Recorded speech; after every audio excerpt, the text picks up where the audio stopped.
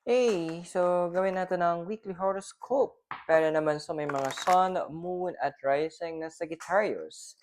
Ang date is for May 18 to 24. So kung bago ka, subscribe, like, and share. Kung hindi mo alam yung sun, moon, rising mo, sa end ng video may link para mapanood mo. Readings are for guidance purposes. Use your free will wisely. Private reading spell works, pwede mo ako i-message. And Friday till Sunday, nasa Oh My Gulay po tayo sa Session Road for face-to-face reading. So, progressive reading to, ibig sabihin, may effect pa tong readings na to in additional 6 to 7 more weeks. Medyo matagal, ah. So, Sagittarius, ano bang ina-expect natin right now? Well, we have year's number 41. Soulmate.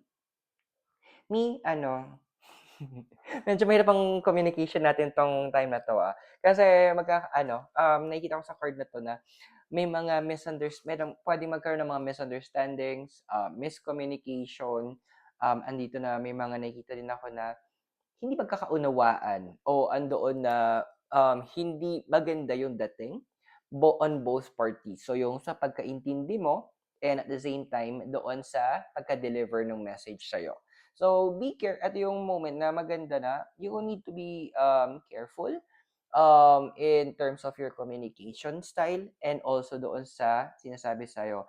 Mas prefer ko na yung makulit ka sa'kin, na 'pag hindi mo naintindihan kaysa yung mag-a-assume ka. So, gano'n na yung gawan mo ng gano'ng mindset yung sarili mo na na pipiliin mong umintindi, pipiliin mo na magkaroon ka ng time para mas ma-absorb mo kung ano yung kailangan mong malaman. That will help to prevent yung mga miscommunications niyo. Now, Sagittarius, next mo is 47. Go the distance. Okay. So, eto na nga. Kasi yun nga, ang Sagittarius is also known, house of philosophy and travel. So, medyo may mga iba sa inyo na may plan kayo na medyo umalis-alis muna, medyo magpalayo-layo or siguro solo mode or solo trip.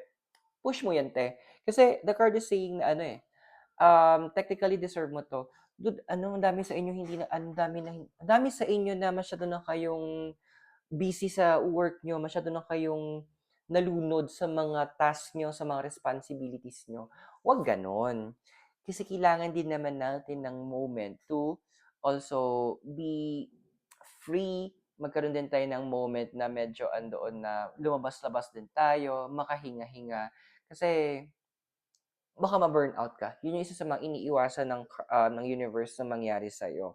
Oo, kaya mo, technically matalino ka eh. Pero andito yung point na may limit ka pa rin. So, paalala lang, again, tao ka. You have a limit.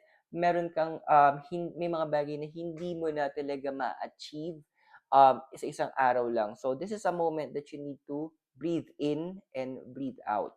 Now, next card mo, it's number 13, fork in the road. Yes, may mga bagay na sabi natin, mga responsibilities na hinahawakan mo, ginagawa mo na medyo kailangan mo na talagang bitawan. Not because hindi mo kaya, hindi dahil sa ayaw mo na, pero andon kasi you did your part already. Nagawa mo na yung kailangan mong gawin, yung contribution na kailangan mong ibigay, nag-exceed ka na nga eh. So, it's time to, kumbaga sa isang, yung marathon relay, di ba yung parang may baton tumatakbo? It's time to pass on the baton. It's time na ipasa mo. Wag mong isipin na baka hindi nila kaya or mahirapan sila. Paano sila matututo in the first place kung hindi nila ma-experience yun, di ba?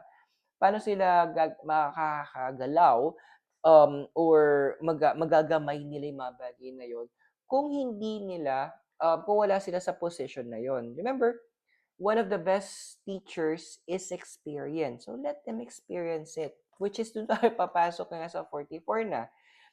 Dahil, stop overthinking ulit. And dun tayo sa stop overanalyzing. Andito kasi na minsan andun yung kailangan mong tanggapin siya, tinatawag na face value. Kung ano yung nakaharap sa'yo, ano yung naka-prepare, ano yung binigay, take it as it is. Sabi nga ni ano, gusto ko yung sinabi before ni Dr. Phil nung may show pa ba siya ngayon? Sabi niya nun, Tagalog, minsan yung pinakasimpleng eksplanasyon, yung pinakasimpleng rason, yun talaga yung totoo. Minsan andun kasi na gusto natin pang i-elaborate masyado, gusto natin pang pabonggahin, pero minsan kasi yung simplicity, that's what it is eh. Now, next natin dito is si number 10, Unfinished Symphony. My dear, there's a lot of things. Nakikita ko dito, hindi naman para sa lahat eh. It could be some of you guys na may mga kailangan kayong balikan na contracts, may mga kailangan kayong balikan ng mga papeles. They are important because may mga decisions kayong gagawin na kakailanganin nyo yung mga dokumentong ito. May mga meron kayong mga plano na kailangan ng mga dokumento. So, you might think na siguro doon tayo sa pinaka basic documents, maybe mga birth certificate, marriage, senomar, or ITR. So, try to collect and organize them into one file. Yung andoon yung madali sila, if you need it, madali mo silang makukuha. Because the cards are saying na very soon, you might need them for something very relevant sa'yo.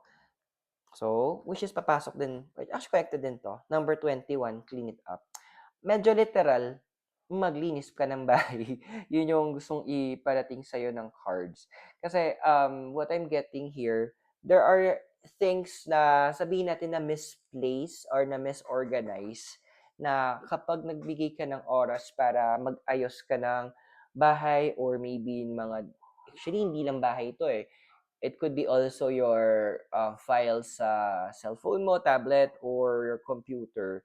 May mga makikita ka doon na, hey, meron pala ako nito. Eh, kailangan ko to all this time. So, give yourself the chance para medyo mabuting-ting mo yon. And that will actually also add some peace of mind sa'yo eh. Kasi andun yung point na hindi ka na mag-iisip na, asan nga ba to? Meron akong ganito dati, hindi ko alam kung nasaan.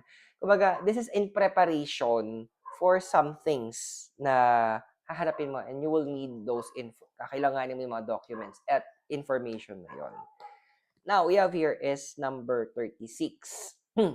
Come to the edge. So, this card is actually saying din kasi na, sabihin na natin na meron kang hindi naman to lahat eh, pero a lot of you guys, meron kayong haharapin na parang, sabi natin, hindi ko alam kung gano'ng kalaking legal case to, or kung aabot pa sa ganon, pero kaya siguro pinapakollect yung documents. And ito yung moment na makikita nila yung dark side mo as a Sagittarius. So most likely to sa nakita ko kasi sa either rising or moon or rising signs kayo mga karanas nito. Andoon na kumbaga bago pa umabot sa ganon para hindi ka na maabala din. Siguro babalik tayo sa documents. Yun nga. With Unfinished Symphony. So babalik tayo sa documents mo tsaka yan, clean it up. And gagamitin mo yun para maisampal sa kanila.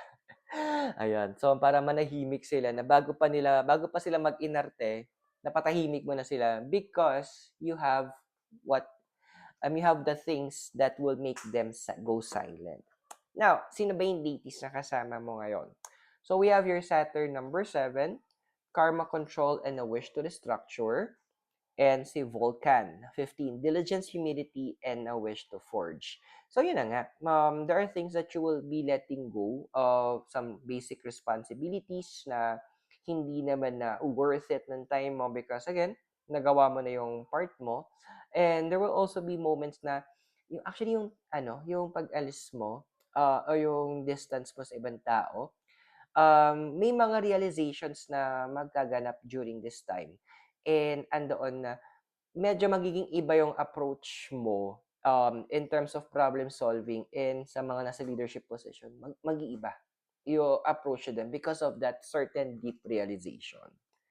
I hope nakatulong yung readings. Those are for guidance purposes. Use your free will wisely. Kung bago ka, subscribe, like, and share.